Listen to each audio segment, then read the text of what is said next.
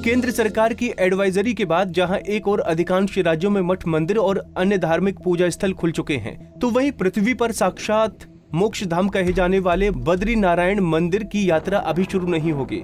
Corona संक्रमण के कारण स्थानीय लोगों, हकूकधारियों और तीर्थ पुरोहितों की सलाह पर जिला प्रशासन ने आगामी 30 जून तक बद्रीनाथ जी की यात्रा शुरू नहीं करने का निर्णय लिया है। हालांकि अभी कुछ और दिनों तक बद्रीनाथ की यात्रा और दर्शन श्रद्धालुओं के लिए स्थगित रहेंगे। इसके अतिरिक्त 30 जून के बाद भी परिस्थितियों के अनुसार आगे का निर्णय लिया जाएगा। बद्रीनाथ के संबंध में जैसे शासन के द्वारा दिशा निर्देश दिए गए थे कि सभी स्टेक होल्डर्स के साथ बैठक करके उनकी राय ले ली जाए, तो आज यहाँ व्यापार मंडल, होटल एसोसिएशन और जितने भी हमारे हकूकदारी धर्माधिकारी जी, इन सभी के साथ बैठक की गई और सबकी एक मत ये थी कि ये 30 जून तक अभी यात्रा ना शुरू की जाए और जितने लोग वहाँ पे जिनके होटल मकान वगैरह हैं उनको बस एक दिन की अनुमति दी जाए, जिससे कि वो अपना लॉसेस वगैरह को एसेस कर सकें। तो इसी के संबंध में संस्तुति सीओ देवस्थानम बोर्ड को भेज दी जाएगी और तदनुसार ही उस पर फाइनल निर्णय लिया जाएगा। आज गोपेश्वर में माननीय जिलाधिकारी जी ने एक मीटिंग ली और विशेष बात ये थी कि सभी लोग जिसमें थे, व्यापार के लोग थे, मंदिर के लोग थे, साधु संतों की ओर से प्रतिनिधि था, सभी लोगों वहाँ पे प्रतिनिधि के रूप में विराजमान थे और जो भी निर्णय मेरी समझ में, मेरे नज़र में बहुत सुंदर निर्णय। 30 तारीख की एक तिथि थी, सबकी एक सहमति थी कि कम से कम 30 तारीख तक और यात्रा के लिए बद्रीनाथ न खोले जाए।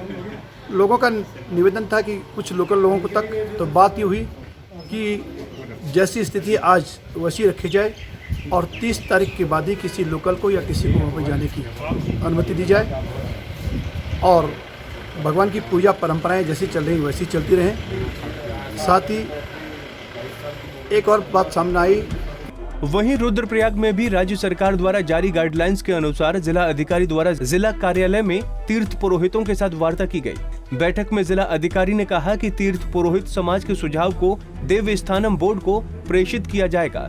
वर्तमान में सरकार द्वारा निर्णय लिया गया है कि यात्रा के संचालन के लिए देवस्थानम बोर्ड द्वारा सभी पक्षों के सुझाव और सहभागिता के आधार पर निर्णय लिया जाएगा। वहीं केदारनाथ के रावल जगत गुरु भीमाशंकर लिंग शिवाचार्य ने पत्र के माध्यम से जिला अधिकारी को सुझाव दिया कि वर्तमान समय में सारे देश में कोरोना का वातावरण है। केदारनाथ यात्रा शुरू की जाती है तो उत्तराखंड निवासी देश के सभी प्रांतों में स्थित हैं। वहां से भी सभी लोग उत्तराखंड पहुंचेंगे, जिससे महामारी की संभावना अत्यधिक है। ऐसे में सभी पहलुओं पर विचार किया जाए। और हमारे देवस्थान बोर्ड को बहुत बहुत बधाई देते हैं कि इस कोरोना नामक भयंकर बीमारी के बाद भी उन्होंने जो है 4 धाम की यात्रा, यमुनोत्री, केदार और बद्री की जो यात्रा है वो जो है कपाल खुले और पूरे विश्व में एक संदेश चले गया है कि इन धामों में जो है विधिवत पूजाएं अर्चनाएं पूरे विश्व शांति के लिए चल रही हैं। दूसरा जो सरकार का एक निर्णय आया कि वह केदारनाथ की यात्रा प्रारंभ कर दी जाए, बहुत अच्छी बात है। हम भी चाहते हैं कि यात्रा प्रारंभ हो, लेकिन इस समय जो विकट परिस्थिति आ गई है पूरे देश के अंदर, विश्व के अंदर, ऐसे समय में हम लोग होटल व्यवसायी, तीर्थ पुरोहित समाज, घोड़े खच्चर वाले, तमाम हमारे क्षेत्र के वासी जो हैं ये चाहते हैं कि वह फिलहाल यात्रा जो है स्थगित कर दी जाए, क्योंकि आने वाले जो यात्री बाहर से आएगा वो निस्संदेह संक्रमित होगा और न हो केदारनाथ जैसे पवित्र स्थल एक बीमारी का भयंकर रूप ले ले। बता दें कि प्रदेश में कोरोना संक्रमण के बढ़ते मामलों को देखते हुए 4 धाम बद्रीनाथ, केदारनाथ, गंगोत्री और यमुनोत्री के हकूकधारी 4 धाम यात्रा के पक्ष में नहीं है। वो यात्रा शुरू करने का निरंतर विरोध भी करते आ रही हैं। वहीं 4 धाम यात्रा शुरू करने का जिम्मा देवस्थानम प्रबंधन बोर्ड को सौंपे जाने की सरकार के आदेश के बाद बोर्ड सक्रिय हो गया।